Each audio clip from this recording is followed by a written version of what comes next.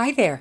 Welcome to Module 3 of the Beginner Series by Dunn Reimagined Designs. I'm so pleased to have you here today, and today we're talking about selecting the canvas we're going to use to create our beautiful dot art and how to base paint or prepare that canvas for your art. So I have a lot of different potential canvases. When I started on rocks, but it's great as a beginner to start with cardstock or this thick black paper. This paper is 180 GSM, and as well, so is this one. I think anything over 130 would probably be good, and you can use this to just practice on. Some of them will come with lines. I just created my own lines on some of them.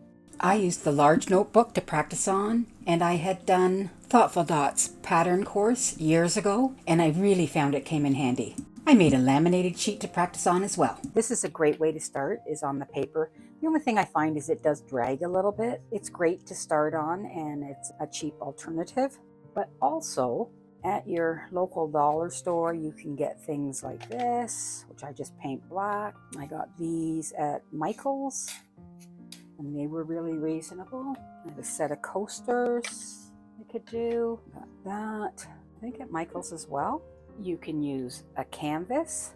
So that's a stretched canvas. And the only thing I'll say about stretched canvases, I don't do a lot of canvas work, but when I did, I had my husband make a little insert to go in there so you don't have the bounce of the canvas. And these are some little stretched canvases as well, just tiny ones to start on. And then these are panels. So they're canvas panels.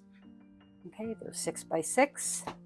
I have these rounds. Of course, I cast my own rocks. I got the molds from the Happy Dotting Company, and you can paint those and do your mandalas on those. Notebooks, I've done a number of notebooks over the years. They're great to do, but predominantly I work on MDF, so just round boards, MDF and bamboo Lazy Susans. I also do Lazy Susans. But you can do anything. You can do mug, glassware, vases, you name it, you can paint on it. Now we need to talk about what we need to do to prepare our things. The paper, it's ready for you. Okay, if you want to draw in some guidelines, you can do that. If you don't have to do that either. With these little, very thin pieces of wood, so I wouldn't use them for anything gallery-wise or whatever, but they're great to practice on. I just give them a coat of black paint and you're ready to go. And the same with these. They're fairly thin. They're good practice pieces. Sometimes the ones that are so thin, they can just start warping on you. MDF, I'm fine with a 1/4 inch, 1/2 inch. The 1/4 inch, I have never found it to warp. And I do big pieces like 24 inches. But the one thing I do is I paint and seal both sides. So whether or not that makes a difference.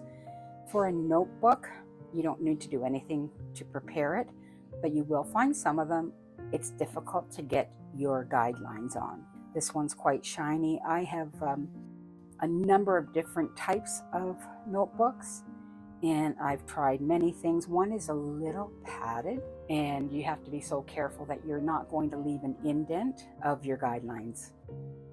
Here's one I did years ago. I think I used a chalk marker on one of them, and it seemed to work out okay. When you're working with canvas, you're going to want to prepare your canvas with gesso. I have black gesso there. That's the Liquitex brand, but you can find it in any brand really. And you're going to want to paint this with your gesso, give it a light sand, wipe it off, maybe give it another coat depending on how prevalent the weave is, right? You want to get away from that weave of the canvas so that your dots have a nice smooth surface to adhere to. Sometimes the weave can distort your dot. So prepare that well with gesso first, and then you can put your base coat on. As far as the MDF, depending on what base paint I'm going to use, if I'm using black base paint, I will simply just put my black craft paint on it. If I'm using a lighter color base paint, I might prime it first. So let's get into base painting a few of these items. This is what I use. I use the Craft Smart black acrylic paint and base paint a rock. Then I get myself something smaller than the rock to set it on to dry. So I'll just use a flat brush. Okay, and we're just gonna start brushing. Now this will take a couple of coats. And of course we have to get the back. And what you want to do is brush it out so you don't have any brush lines, no ridges. Okay, and get as much of the bottom edge there that you can get. And then we're just going to set that on there to dry. And we can do the same with these little pieces of wood that we have. They really soak up the paint. And typically we always want to get our edges as well. I almost always paint the back first. And I usually sign it and date it and name it sometimes or number it. I want to get a good even coat. Okay, so that'll be good for the first coat, and we're going to let that dry. That can sit on top of that. Let's do one of these while we're at it. The same thing. A lot of people will do their large rounds like this with a paintbrush.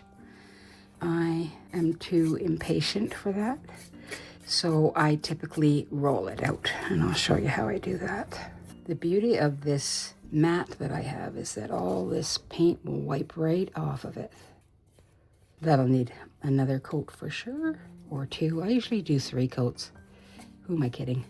I just want to be sure if I do have something that I have to remove, a mistake, say it isn't so, that there's enough paint there that I'm not going to dig down to the base. Put that on there. All right, let's move on to doing some of the bigger base painting. Okay, I base paint a couple of different ways. Normally I would always put my paint in the tray and roll it out, but we can also do it by just putting the paint right on our piece. So I'll show you the way I normally do it. Normally I'll just throw some paint in there and get it on the roller. And then I'll roll a bit. And then I want to get my edges while I can. And I will probably need to sand those edges again. And when you roll the edges like that, you can sometimes leave a rib, right? So just go around it with a piece of paper towel or a wipe or something to get that off. I normally just put mine on sour cream containers to keep them up. And then if the bottom is already finished, because I always finish my bottom first, I will put parchment paper on the sour cream containers before I roll it out, so I don't damage the bottom. Okay, there's the first coat on that piece. Now on this piece, I chose to brush out the paint on the larger piece. You just get some paint on your piece and then you just start brushing it out. And in the end, you want to make sure to get all those brush lines and ridges brushed out.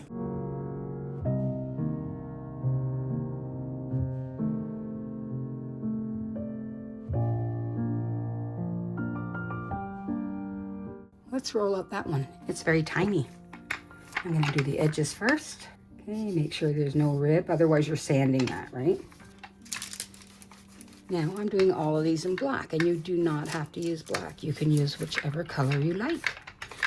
Just love black because the colors really pop on it. Now the edges really soak that in. So I'm just going to go around and top up where I need to. There we go. And those, you can see a little bit of bubbliness there, but that'll work itself out. Sometimes if it's really bubbly, I'll go over it then with a brush. Well, I've got this paint out. Let me show you about doing this. So typically, I start with the bottom.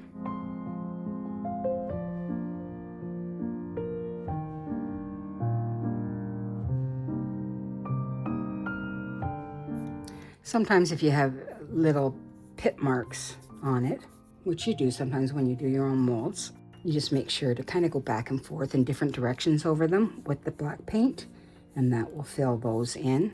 But you're going to be doing another coat anyway, so kind of get it down that far so that you can still sit it down and let it dry.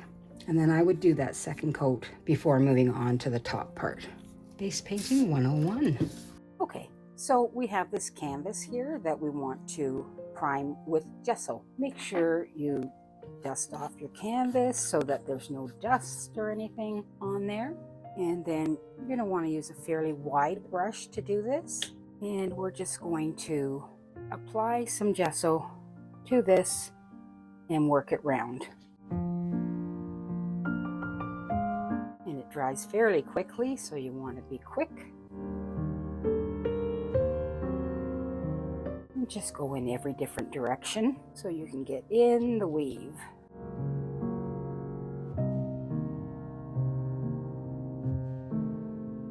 And you just want it as smooth as possible. We're going to let that dry, and then we're going to give it a bit of a sand, and then we'll probably put another coat on as well. Just let that dry on something. I'll find something. That'll do. With the sanding in between as well is going to help us smooth out that canvas for doing our dot artwork. I'll end up putting 3 coats on these. Sometimes the inside there can be tough. You can get too much paint in there and it gets really built up and ridgy. So you just have to be mindful of that when you're painting it, okay? And typically I will tell you now that I almost always will sign, date, whatever on the back of my piece and varnish it. And that way it doesn't get marked or anything while you're painting the front. It's already, and it's easy to clean up should there be anything on there, okay? One other thing I want to mention about using the gesso, while it is black, so you might think, oh, I don't need to base paint. It's best to base paint with black that you're going to have on hand to do touch-ups, okay? Because you might notice a difference between if you're using black craft paint to touch up against the black gesso, okay? So even though it's black, still go over it with your base paint. And you might want a different colored background, so there is white gesso as well. So you could use white gesso and then base paint with whatever light color you're going to be using.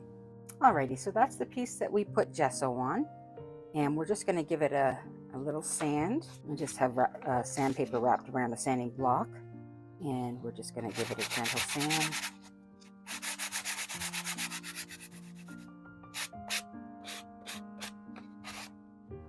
And then we'll put on another coat of gesso. All right, so I've sanded that, and I'm going to put one more coat of gesso on.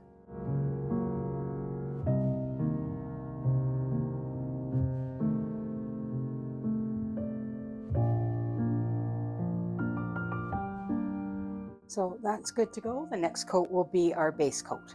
Okay, I just wanted to show you the foam roller that I use, and it just locks on like that. These are from Worcester Pro Foam for smooth surfaces. On this board here, I'm going to do a light background, and so I want to prime it and seal it. You can see it has a little bit of a rough edge there too.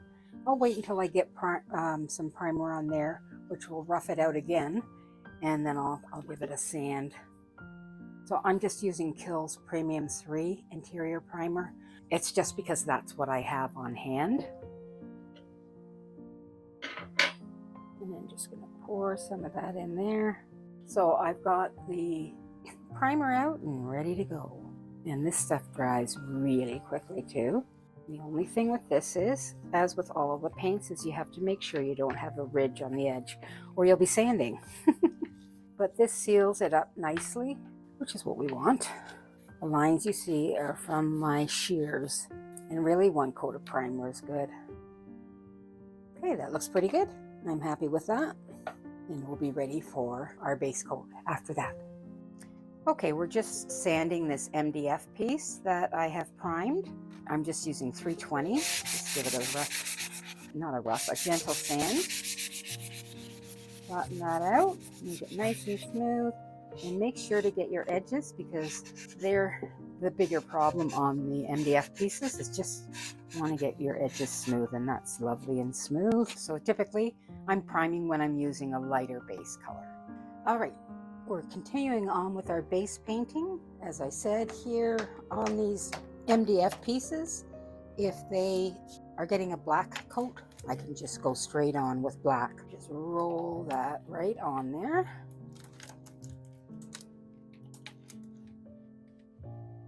So you're going to get some in there. You just don't want too much, or you're going to find it hard not to get buildup of paint in there, which you don't want. And if you have poured it well and you're lucky enough not to get any bubbles along the edge, that's wonderful. That's a tough one, especially if you're going to be doing a round of dots and then you've got a divot there. So I would always try and fix that first with a little bit of filler. Okay, so this time you're going around and making sure to get underneath, and just make sure you don't leave any ribs of paint underneath because it's easy to do. Okay, and we're just getting our last coat of paint on this rock that we have, and we'll let that dry as well. Okay, this is our little canvas, and we have 2 coats of gesso on there, and now I'm going to add the base paint that we're going to use. Let's start doing the edges first.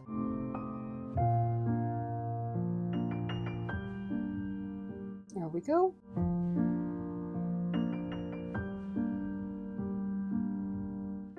Okay, we've got our edges done, and need those ridges off, and then the rest we're going to put onto the piece.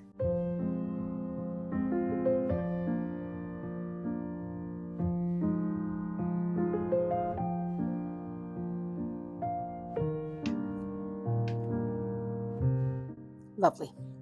Okay, that one's ready to go. Okay, my friends, this is the back of the piece. I have not done the front yet, but I like to finish the back first. So now I'm going to find center.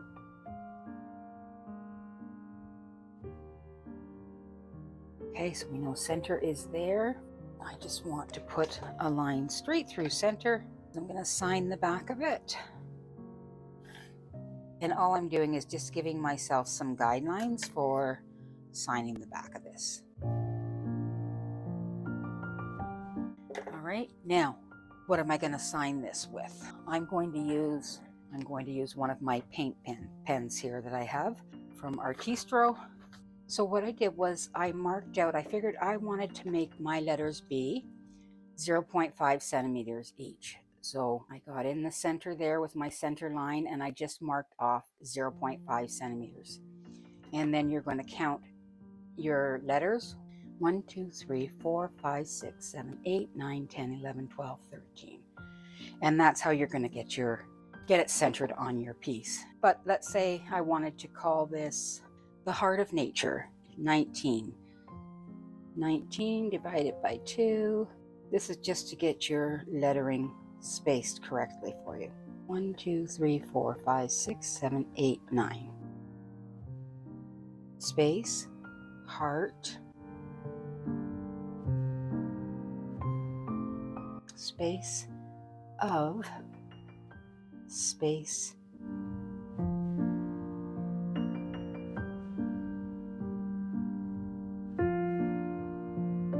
and we'll do little quotation marks, okay?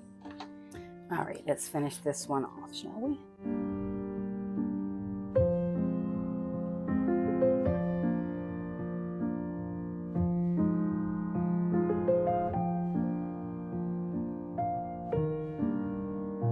Okay, I'm going to let that dry, then I'll take off the lines, and then I'm going to varnish the back of that.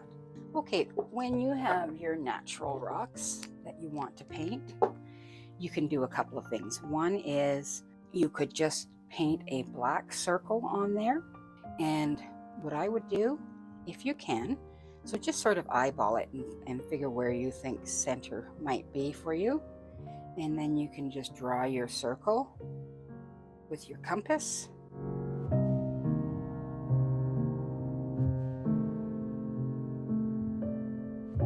Okay, and then you'll just shade that all, you'll paint that all in black, and then what you can do is take that same circle, your same measurement, trace a circle on paper, so that after you get your black circle on there, you'll be able to find center. And we'll just cut that out. Fold that in half, and fold it in half again, so you can find your center again on the rock. Okay, so now we want to paint in that circle. I use a flat brush to try and stay on the edges, or you could use an angled brush.